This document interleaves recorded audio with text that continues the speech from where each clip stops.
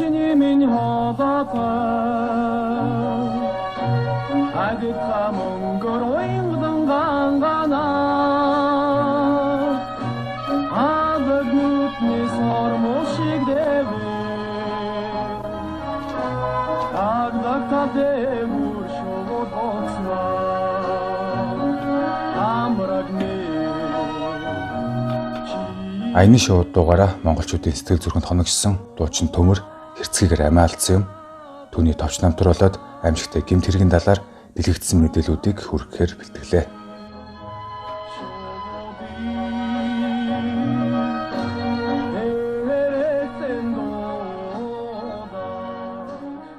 Төмөр 1944 оны 3 дугаар сарын 23-нд ганц бие номын санч Вера Викторовнагийн отхон хүүн болон мэдлэв.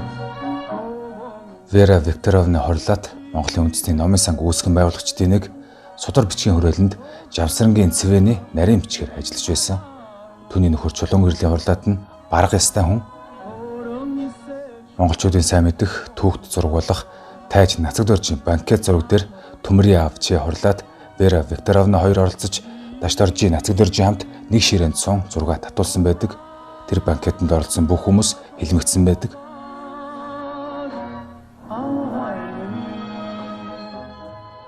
Гэтэ Ч хорлоод дуучин Төмөрийн төрсөн эцэг биш бөгөөд түүний төрсөн эцэг хэн болох нь тодорхойгүй байдаг ба ээж болох Вера нь 7 жилийн өмнө хилсээр цаазлагдсан хурлаатын овгоор отхон хүү болох Төмөрийг овоглох болсон түүхтэй.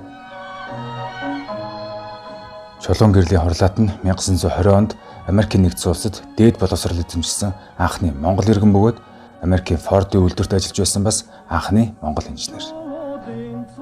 Ч хурлаат 1937 онд цаазлагдаж түүнээс 7 жилийн дараа дуучин Төмөр мэндэлсэн юм. 1944 оны 3 дугаар сарын 23-нд ирээдүйн эстрадын нэрт дуучин Төмөр мэндлэв.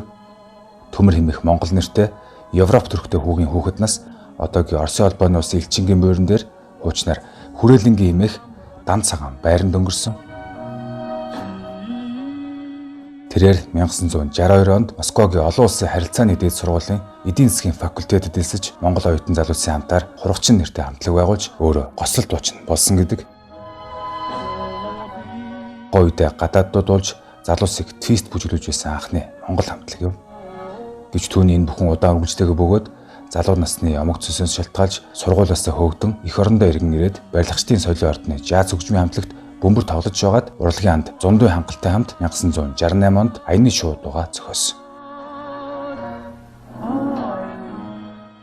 Тэдийнхөө 68 онд Аяны шоуд эмх дуугаа хамтран зохиож Монголын радиод бичүүлснээр сонсогч түмний сонот хүргэснээс хойш өнөө хүртэл монголчуудын хайртай дуу болсон хэвээр байгаа. Энэхүү Монголын дууны урлагт хөл тавьж доглон хочд хээ Төмөр Аяны шоудын Төмөр нэртэй болсон юм. Дуучин Төмөрийн дуулах арга барил нь сонсогчдын хувьд цоо шинэ өнгөс орчин цагийн поп дууны эхлэл нь болж байсан. Анхны эстрад дуучин гэж үздэг Бүрх малгай, хар өнгийн хүрм, урт цагаан ороолт, цагаан өмд, цагаан ботинк гэд хэнцэр дэгжин төрх давтагдчихгүй донж маяг түүнийх байсан. Дуучин эхнэр авч үр хүүхдүүдтэй болсон ч бор дарсны гайгаар гэр бүлээсээ салж хэцгий тавлингийн золио судлаа тэрээр үлдсэн амьдралаа ганцаараа туулсан. Монголын радиогоор түүний дуунууд ишгэлээд олон жил өнгөрсөн ч сонсогч түмэн түүнийг огт олж харж байсангүй. Учир нь түүнийг телевизээр огт гаргадаггүй байсан бөгөөд эдийн нэр нь монголж төрх нь эрэл эцэд бол Монголыг төлөөлөх боломжгүй гэж үздэг бай. Тэрч бүхэл түүний хүсэл мөрөөдөл болсон Болгарын эстрадын дуудуулагчдын концертанд явахыг нөртөл улсаас хориглож байлаа. 20 жилийн турш радиогоор дуун ишгэлж хүн бүхэн түүний дууг аялж найрын дугаараа эзэмдэж авсан хэдий ч нэрэл дурддахаас хитрээгүй.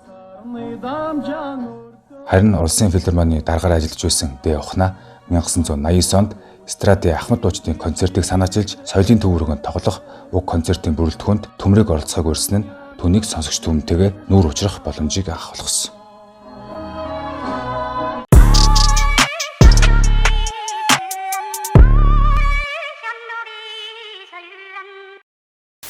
Нэрт дуучныг зэрлэгээр хөнөө нэртэй мэдээллүүд орон даяар цацагдж санаа нь багтамгүй жигшүүрт хэргийн тухай амнаас ам дамжин хөвөрж эхлэв.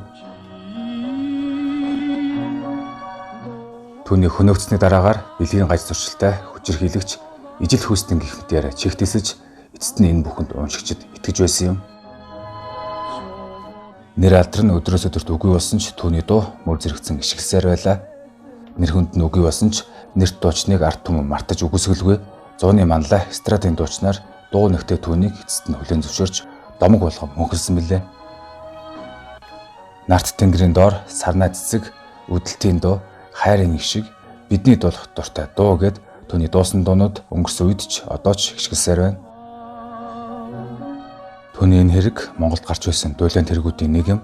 Дуучин Төмөр Бадам Хорл гэх эмэгтэй хамт гэртээ байхдаа бусдын гарт онц хэрцгээр алуулсан. Хэргийн газар Төмөр болон Бадам Хорл хоёрын амийг хороосны дараа дуучин Төмрийн толгойг тастан 100 хүндхийн шатаасан гэж уг хэрцгий хэрэг мэдээж олон хүнийг цочролд оруулсан билээ. Харин цагдаа нар аимшигт хэрэг үлдсэн этгээдэг олон хоног хайсны эцэст баривчилсан байна. Гэхдээ одоо хүртэл эргэл зүйтэй зүйлүүд маш их байдаг. Ингээд уг хэргийн талаар дэлгэцсэн мэдээллүүдийг хүргэе. Уг хэрэг гарсны дараа цэргийн төв эмнэлгийн хордлогын төвд Цэ Батцүх гэх хэрэгтэй ухаангүй байдалтай ирсэн. Энэ бол хэрэг үлдсэн гэх сэжигт юм.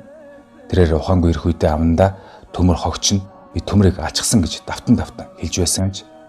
Энд түүнийг хордлого тайлах эмчилгээ хийн үдгснийхэн дараа цагдаа нар сэжигтнэр татав баривчилсан юм. Мөн түүнийг гэмт хэрэг үлдсэн тул амиа орлохоор нойрны юм хэтрүүл уусан гэж үзсэн байна. Түүн чин талигаачийг амиа алдах үед гадаа нэг гэрч байсан бөгөөд гэрчийн хэлснээр дуучин Төмрийн тагтнаас 2 хүн буухайг харсан гэв. Тэгэхээр тэр цус дорой сэжигтэн Цэ Батцүх ганцаараа хэрэг үлдээг болж таарсан юм. Харин талигаач Төмөр 50,000 тенге хэлбэртэй орон сууцны 2 дугаар давхарт амьдардаг байв. Энэ үед алуурчид цохны тагтаар дамжин орж буудсан гэх хэргийн тухай цагдаагийн байгууллага шалгаж эхэлсэн байна. Энэ үед алуурчдын 40-41 резмерийн гутлын мөр олдсон. Энд нэг эргэлзээтэй зүйл гарч ирнэ. Сэжигтэн 38 резмерийн гутлд өмсдөг байсан. Гэтэл энэ эргэлзээг сэжигтэн Цэ Батцүхийн мэдүүлэг өөрчилсөн юм. Тэр хэрэг үлдсэн гэдэг хөлөөн зөвшөөрсөн тул өмнөх сэжирүүдийг авч хилдсэнгүй хаасан байна. Түүнд цааз ял оноосон гэвч тэрээр цаазаар ахуулахаас өмнө сүрийн өвчнөөр шорон тухтаа нас барсан. Ингэж гол сэжигтэн байхгүй болсноор түүний хамсаатан хэн болох нь нууц хэвээр үлдсэн.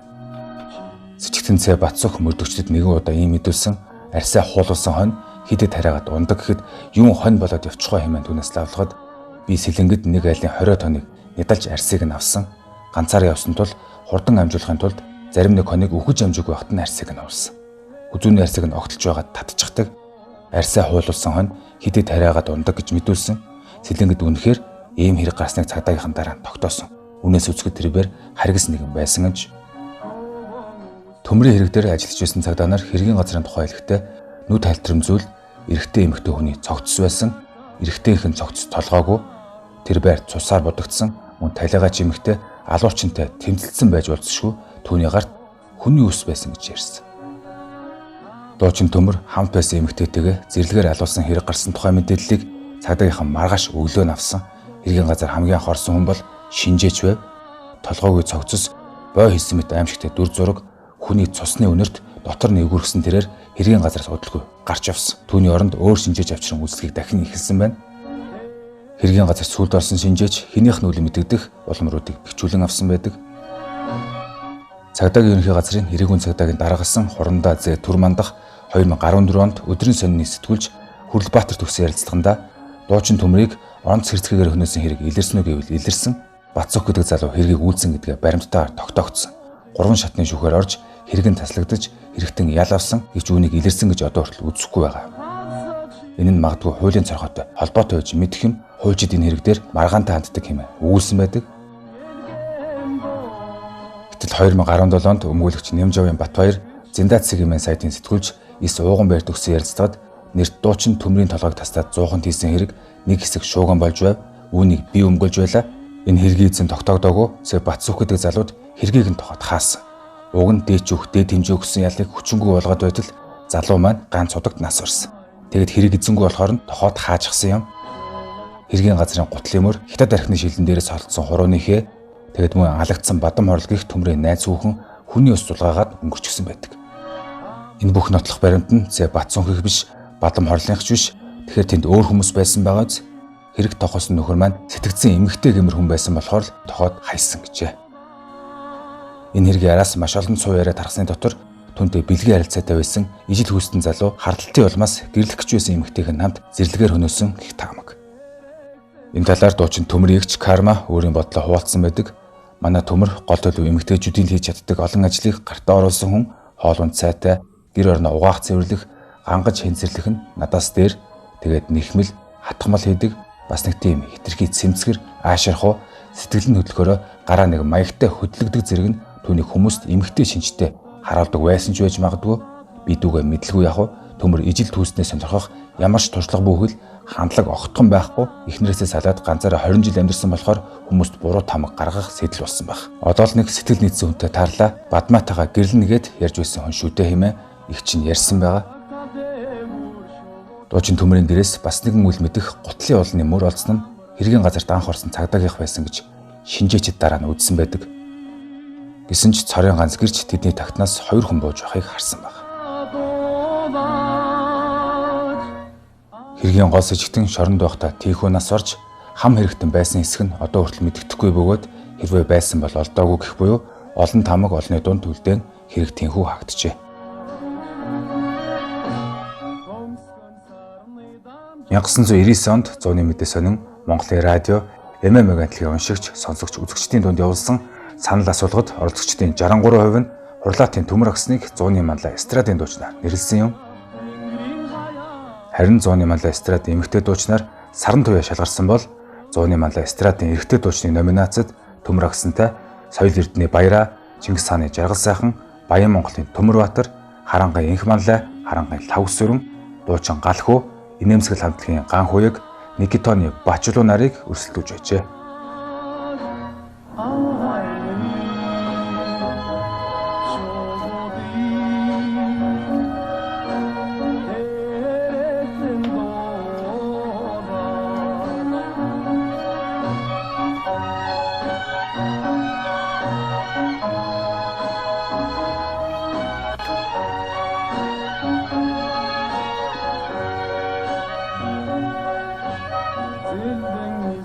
Шуудын цуваа зэрэгдэ хата хасаг шингэ чихэн тоног сон елгэн бо сэтгэл шингэ моин тайсан сонно